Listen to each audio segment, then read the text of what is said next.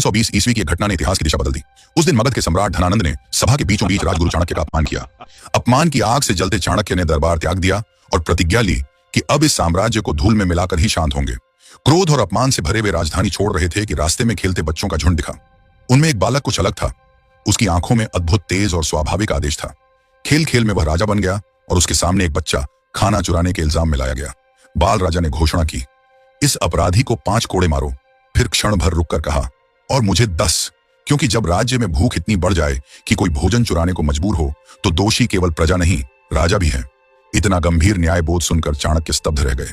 वे तुरंत उस बालक के घर गए और उसकी मां से विनती की कि उन्हें बच्चे को शिक्षा देने दें। मां ने कुछ विचार के बाद अनुमति दी। अगले ही दिन चाणक्य उस बालक को अपने गुरुकुल ले गए।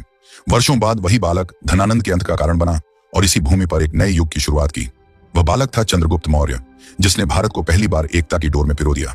पूर्व में बंगाल और असम से पश्चिम में अफगानिस्तान तक, उत्तर में कश्मीर से दक्षिण में डेक्कन पठार तक फैला मौर्य साम्राज्य भारत के इतिहास का सबसे विराट अध्याय बना। इतिहासकारों के अनुसार लगभग 23 वर्षों तक अखंड भारत पर शासन करने के बाद सम्राट चंद्रगुप्त मौर्य ने राजगद्दी त्याग दी और सांसारिक जीवन से मुक्ति लेकर जैन साधु बन गए। उन्होंने अपने जीवन के अंतिम वर्षों में दक्षिण भारत के श्रवण बेलगोला में सल्लेखना व्रत धारण करते हुए स्वेच्छा से देह त्याग दी। वह व्रत जिसमें साधक धीरे धीरे भोजन और जल का त्याग करके आत्मा की मुक्ति प्राप्त करता है। आज की इस कथा में हम बात करेंगे उस सम्राट की जिसने न केवल नंद वंश का अंत किया बल्कि एक ऐसे साम्राज्य की नींव रखी जिसकी गूंज सदियों तक सुनाई दी। हम जानेंगे कैसे चंद्रगुप्त मौर्य और उनके गुरु चाणक्य ने मिलकर भारतीय इतिहास का स्वरूप ही बदल डाला। चंद्रगुप्त के उद्गम और वंशावली को लेकर इतिहास में कई मतभेद हैं। कुछ अभिलेखों के अनुसार उनका जन्म पाटलिपुत्र, आज का पटना, के समीप हुआ था। उनकी माता का नाम मूरा बताया गया है, जो नंद वंश की एक दासी थी, जबकि उनके पिता मौर्य क्षत्रिय कुल के योद्धा थे। किंवदंती है कि जब चंद्रगुप्त अभी मां की कोख में थे तभी युद्ध में उनके पिता का निधन हो गया। ऐसी परिस्थिति में उनकी मां अपने भाई के घर पाटलिपुत्र आ गई और वहीं उस बालक ने जन्म लिया जो आगे चलकर चक्रवर्ती सम्राट बना। कुछ स्रोतों में यह भी उल्लेख मिलता है कि चंद्रगुप्त नंद वंश के किसी राजकुमार के अवैध पुत्र थे, जबकि अन्य कथाओं में कहा गया है कि उन्हें उनके वास्तविक माता पिता ने त्याग दिया था और बाद में एक चरवाहा परिवार ने उनका पालन पोषण किया। किस्मत ने उन्हें विनम्र पृष्ठभूमि से उठाकर महानता की ओर धकेला और फिर उनका मार्गदर्शन किया स्वयं आचार्य चाणक्य ने। चाणक्य से मिलने के बाद चंद्रगुप्त को तक्षशिला ले जाया गया, जहां उन्हें न केवल राजनीति और युद्ध कला की शिक्षा मिली बल्कि वह रणनीति भी सिखाई गई जिससे एक साधारण बालक राजा विनाशक बन सका। लेकिन नंद वंश को परास्त करना आसान नहीं था। धनानंद के पास विशाल सेना थी और उसके दरबार में कई कुशल रणनीतिकार मौजूद थे। शुरुआती दौर में चंद्रगुप्त को कई पराजयों का सामना करना पड़ा, लेकिन हर हार उनके भीतर नई आग भर देती थी। धीरे धीरे चाणक्य की योजनाएं आकार लेने लगी और यही वह मोड़ था जहां इतिहास ने करवट ली। एक रात की बात है, चंद्रगुप्त मौर्य और आचार्य चाणक्य अपने एक शिष्य के घर में ठहरे हुए थे। वहां रात्रि भोग में खिचड़ी परोसी गई। भजन के बाद सभी भोजन करने बैठे, तभी घर का एक छोटा बच्चा अधीर होकर गर्म खिचड़ी के बीच में हाथ डाल बैठा और जल गया। उसकी मां तुरंत बोली, बेटा, बीच से नहीं किनारे से खाना चाहिए। चाणक्य उस साधारण सी बात पर ठिठक गए। कुछ क्षण के मौन के बाद उनकी आंखों में चमक आई, जैसे उन्हें कोई गूढ़ रहस्य मिल गया हो। उन्होंने सोचा, हम भी तो नंद साम्राज्य के बीचों बीच हाथ डालने की गलती कर रहे हैं। ठीक जैसे खिचड़ी के बीच में हाथ डालने से बच्चा जल गया, वैसे ही नंद वंश पर सीधे आक्रमण कर चंद्रगुप्त हार रहे थे। उस रात चाणक्य ने अपनी पूरी युद्ध रणनीति पलट दी। उन्होंने चंद्रगुप्त को समझाया, सीधे शेर की मांद में घुसने से बेहतर है पहले उसके पंजे काटे जाएं। अगले दिन उन्होंने योजना बनाई, छोटे छोटे राज्यों को या तो अपने साथ मिलाओ या एक एक करके जीतते चलो। तभी उत्तर पश्चिम भारत में अवसर पैदा हुआ। सिकंदर लौट चुका था और उसके छोड़े हुए गवर्नर स्वयं को राजा घोषित कर बैठे थे। चाणक्य ने इसे सही समय समझा। चंद्रगुप्त ने स्थानीय शासकों के साथ गठबंधन किया और एक एक कर उन ग्रीक गवर्नरों को हराना शुरू किया। धीरे धीरे उन्होंने पंजाब और मगध की सीमा तक अपना नियंत्रण बना लिया, वही स्थान जहां से नंद साम्राज्य को गिराना सबसे उपयुक्त था। इसके बाद चाणक्य के निर्देश पर चंद्रगुप्त ने हिमालय क्षेत्र के राजा पर्वतक से हाथ मिलाया और एक विशाल सेना तैयार की। जब दोनों की संयुक्त शक्ति तैयार हुई तो उन्होंने निर्णायक युद्ध का बिगुल बजाया। उस भीषण संघर्ष में धनानंद परास्त हुआ और 322 ईसा पूर्व में नंद वंश का अंत हुआ। उसी क्षण चाणक्य का प्रतिशोध पूरा हुआ और इतिहास में एक नया अध्याय आरंभ हुआ, मौर्य साम्राज्य का जन्म। लेकिन यह तो बस शुरुआत थी। चंद्रगुप्त मौर्य ने केवल साम्राज्य की नींव नहीं रखी, उन्होंने उसे विस्तार भी दिया। वे केवल योद्धा नहीं बल्कि एक विलक्षण रणनीतिकार थे। उनकी सेना में विशेष प्रशिक्षित योद्धा तो थे ही, साथ ही एक गुप्तचर विभाग भी था जो शत्रु की गतिविधियों पर नजर रखता था। इसी कारण मौर्य साम्राज्य ने तीव्र गति से विस्तार किया। मगध और उसके आसपास के प्रदेशों पर अधिकार करने के बाद चंद्रगुप्त ने सेल्यूक्स निकेटर जैसी विदेशी शक्तियों को परास्त किया और उत्तर पश्चिम के विशाल भूभाग को अपने साम्राज्य में मिला लिया।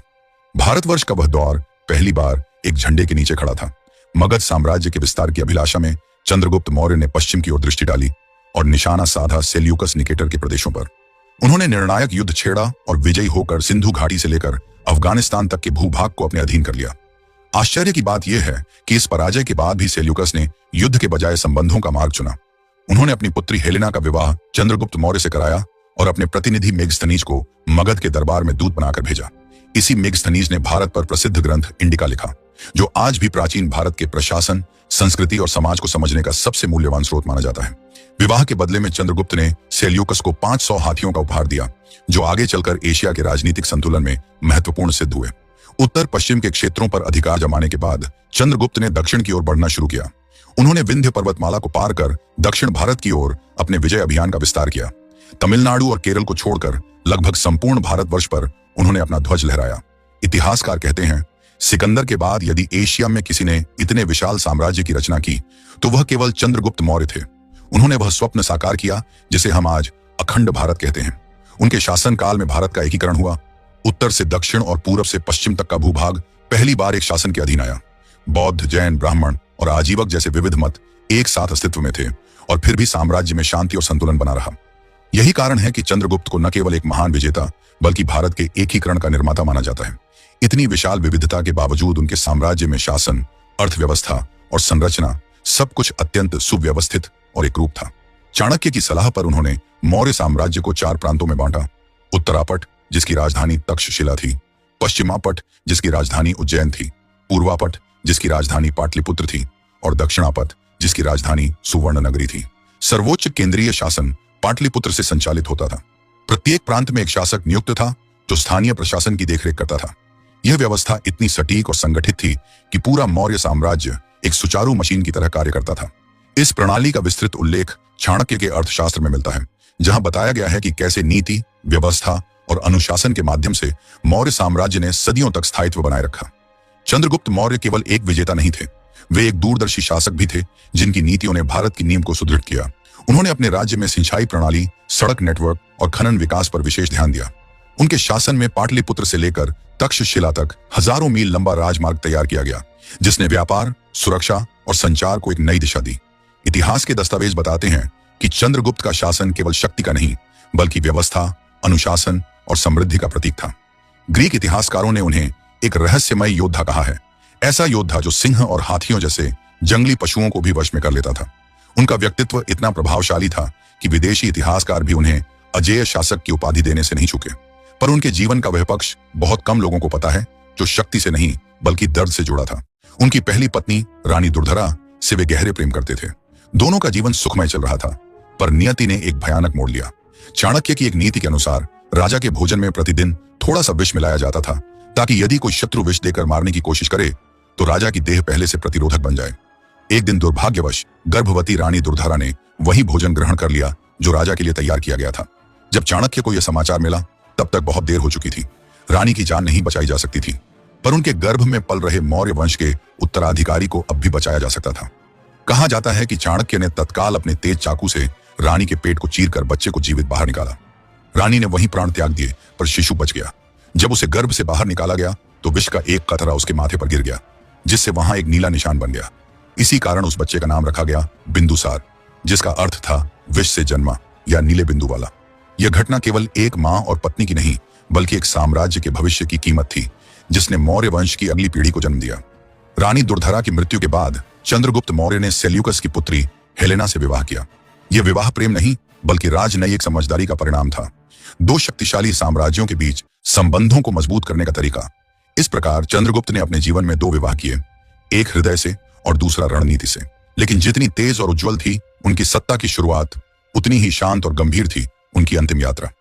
जैन ग्रंथों के अनुसार लगभग 321 ईसा पूर्व से 298 ईसा पूर्व तक मौर्य साम्राज्य पर शासन करने के बाद चंद्रगुप्त ने सांसारिक जीवन का परित्याग कर दिया।